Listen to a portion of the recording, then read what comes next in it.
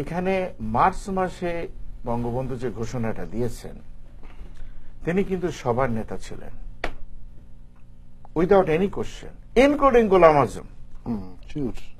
কমপক্ষে 10টা বিবৃতি দিয়েছেন গোলাম আজম ইয়া খানের বিরুদ্ধে, যে তাকে নেতা, জনগণের নেতা। মনে রাখতে হবে, ইলেকশন যেটা ডিসেম্বরের শেষ সপ্তাহে হয়েছিল, সেখানে পূর্ব পাকিস্তানের আওয়ামী লীগ থেকে 167টা সিট পাওয়া, 170-এর ভিতরে। আর 3টে, একটা হচ্ছে নুরুল আমিন, একটা চিটাগাং এর রাজা ত্রিদিব রায়, আর একটা বোধহয় ইন্ডিপেন্ডেন্ট, আর বাকি সপ্তাহ 67। এখানে আর তো অঙ্কের কোনো দরকার নাই। পাকিস্তানের ক্ষমতায় তিনি এসে গেছেন এবং তাকে দিতে হবে।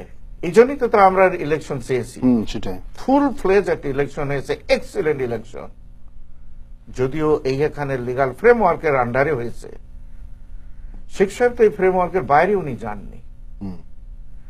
সেই নির্বাচনে আমরা সব এক, কিন্তু আমার ক্লিয়ার মনে আছে সেখানে বলা হতো পূর্ব পাকিস্তান জামাত ইসলামী দ্বিতীয় বৃহত্তম দল, যদিও তার একটা সিটও পায়নি, বাট ভেরি ক্লোজ কন্টেস্ট ছিল। আওয়ামী লীগ সব জায়গায় ম্যাক্সিমাম ডিফারেন্সে জিতে গেছে, তারপরেও তারা কোটি কোটি ভোট পেয়েছে। সেটাই, এটা শেখ সাহেবও গুরুত্ব দিয়েছেন। তিনি নিজে কখনো কোন মিটিং এ এই জিনিসগুলো আমাদের জানতে হবে আজাদ ভাই, এবং শিখতে হবে। উনি নিজে কখনো জামাত ইসলাম বা অধ্যাপক গোলাম আজমের নাম ধরে কোনো বক্তৃতায় কিচ্ছু বলেননি, নেভার।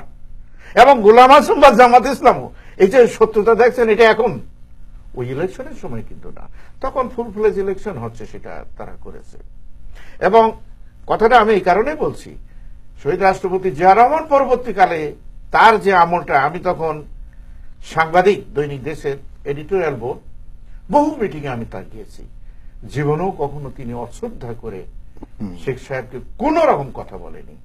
এবং যেই কথা, এই যে কথা উনি বলেননি, এ কথা একমাত্র আপনারা দেশে এবং বিদেশে আমার কাছ থেকে শুনছেন।